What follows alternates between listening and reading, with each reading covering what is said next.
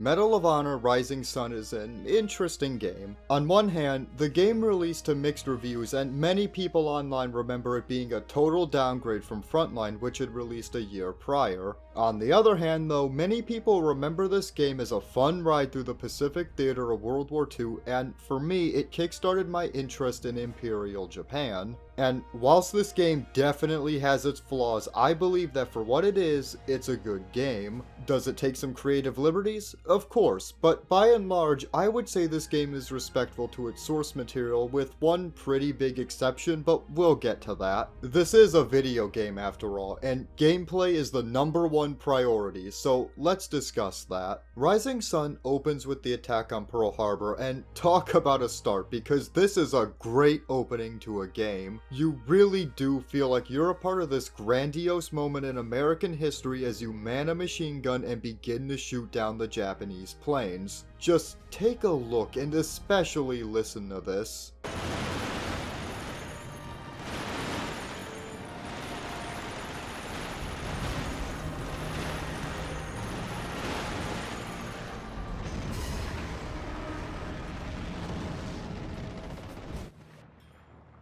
We're pulled out of the water, and this lengthy but good turret section continues. But during this whole thing, it doesn't matter how you perform because no matter what, the Arizona is still going to be lost.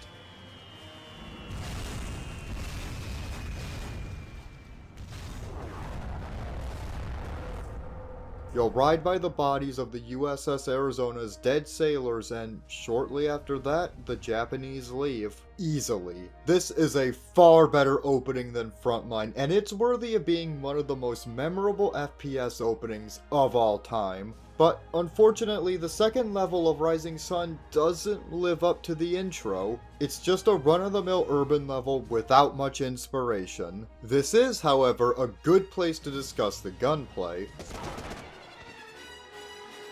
There aren't many weapons in this game, but the ones you are given range from pretty normal such as the Garen through to less known weapons such as the Type 11 LMG.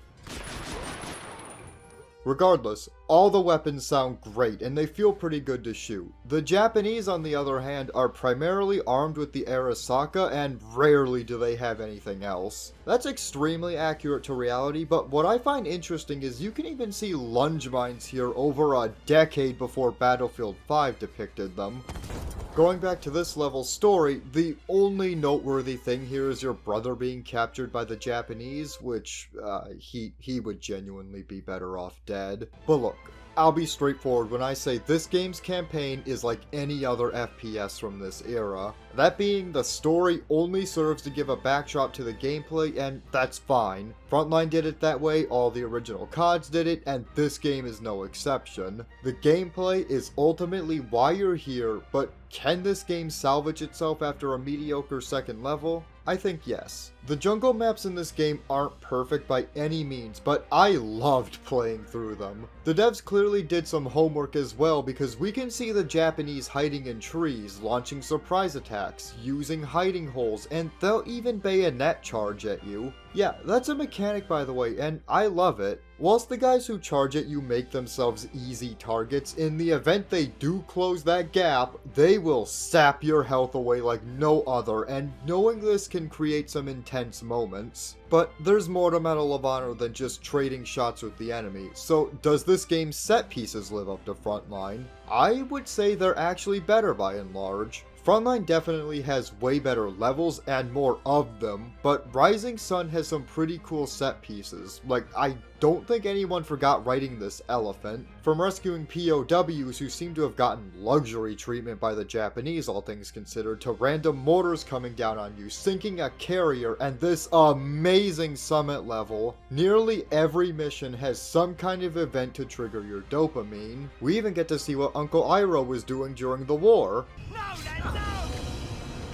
Okay, that guy is actually Admiral Shima, and he serves as this game's antagonist, but yes, he was voiced by Iroh. What a disgrace. Remember how I said this game's story is pretty run-of-the-mill and like all the other FPS titles? Well, that was a bit of a lie, because halfway through, this game's story takes a weird turn. You see, shortly after you're recruited to the OSS, you infiltrate that aforementioned summit. What are they discussing? Well, Iroh is giving a presentation about millions of dollars in gold the Fire Nation has plundered to secure its future. There's also some stuff about a conspiracy to oust the German government and depose Stalin, but that has no importance. Anyways, the meeting is crashed by this game's obligatory British guy, and we have an epic shootout that leads us on a quest to find the gold. This plan quickly goes awry in Burma, however, as our recon plane gets shot down by the Japanese and we have to go rescue the pilot. Only issue is, not even his corpse is in the wreckage, so we fight our way through this awesome temple and save him. Along the way, we also see this temple is being stripped of all its gold and sent to Shima. Naturally, we destroy the entire structure because obviously that had no value to anyone besides some mythical Japanese gold miners. Anyways, after this we need to destroy a bridge so no more gold makes its way to Iroh. But this goes poorly because a rough bout of turbulence causes us to fall out of the plane. So, we fight our way across the jungle, come across where the train is coming, and use a crane to destroy it in yet another really cool set piece. But we're not done yet. We still need to demolish this bridge, so we release a bunch of fuel that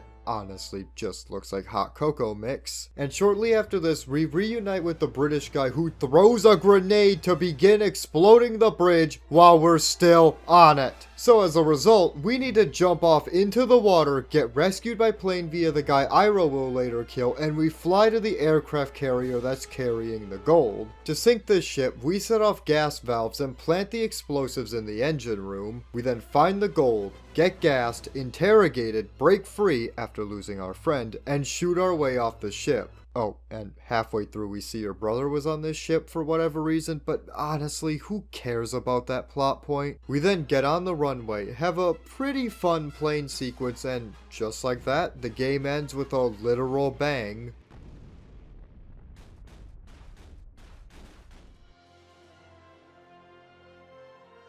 And listen to that music. Every track in this game is solid, and it can almost make you forget about this game's abundant flaws. For starters, this game is really short. If my explanation of the story seems super brief, that's because there really isn't much to talk about. Rising Sun only has 9 missions, whereas its more popular cousin Frontline has nearly double that. Not to mention as well, you spend over half this game just being a regular Marine, not even getting into the OSS until the 6th level. Sure, in Frontline you immediately go from a regular soldier to an OSS agent, but at least in that game you're doing what made this series so iconic and special. Rising Sun gives you almost no time in the OSS, and because of that, this game doesn't really feel like a Medal of Honor title, instead feeling like a regular FPS. Even worse, this game is lacking in the one thing literally any shooter should be good at, aiming the goddamn guns, which in this game